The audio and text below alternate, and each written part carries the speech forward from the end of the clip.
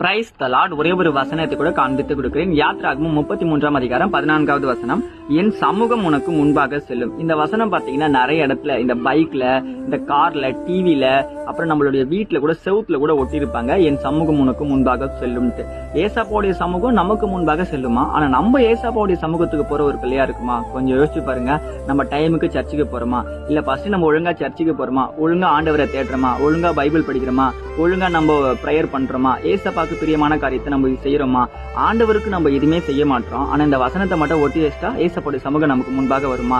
இன்னைக்கு ஆண்டவர் சொல்றாரு, மகனே மகளே, நான் உன் கூட தான் இருக்கேன், உன்னை விட்டு நான் விலக மாட்டேன், ஆனா நீ என் கூட இருக்க முயற்சி எடுத்துன்னு சொல்லி இன்னைக்கு ஆண்டவர் உங்களை பார்த்தாங்க சொல்றாரு. வீட்டை விட்டு வெளியே போகும்போது, ஸ்கூல் போறீங்க, காலேஜ் போறீங்க, வேலைக்கு போறீங்க, எத்தனை பேர் பைபிள் படிச்சுட்டு போறீங்க, எத்தனை பேர் பிரேயர் பண்ணிட்டு போறீங்க, இன்னைக்கு கூட நீங்க மறந்துட்டு தானே போறீங்க. ஏசப்பா சொல்றாரு, ஞாபகப்படுத்துறாரு, நீ என்னை விட்டு ரொம்ப தூரமா போயிட்டு இருக்க மகனே மகளே, நீ திரும்பி என்கிட்ட வான்னு சொல்லி இன்னைக்கு ஆண்டவர் உங்களை பார்த்தான் சொல்றாரு. அப்பா விட்டு ரொம்ப தூரம் போன இளையகுமாரன் அப்பா கிட்ட வந்தாரு, அப்பா அன்போடு அணைச்சு கொண்டாரு. இன்னைக்கும் ஏசப்பா விட்டு நீங்க ரொம்ப தூரத்துல போயிருக்கீங்க, ஆனா ஏசப்பா சொல்றாரு, மறுபடியும் மகனே என்கிட்ட வா, நான் அன்போடு அணைத்து கொள்றேன், உன் பாவத்துக்கு மன்னிப்பு தரேன், உனக்கு ஒரு விடுதலை தரேன், நீ எங்க தோத்தியோ அங்க உன் வெற்றியின் பாரு உங்களை கொண்டு போக போறேன்னு சொல்லி இன்னைக்கு ஆண்டவர் உங்களுக்கு வாக்குறாருங்க. விசுவாசிக்கிறீங்கன்னா ஆமீன் போட்டுக்கோங்க. இதே போல இருக்கிற வசனங்கள் தகவலுக்கு ஃபாலோ பண்ணிக்கோங்க. God bless you. ஆமீன்.